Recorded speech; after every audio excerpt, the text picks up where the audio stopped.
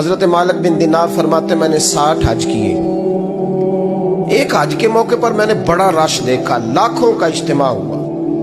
कहते लाखों का मजमा था तो मेरे दिल में ख्याल आया, मैंने कहा अल्लाह इतने लोग आए हैं, इनका हज कबूल भी हुआ है कि नहीं।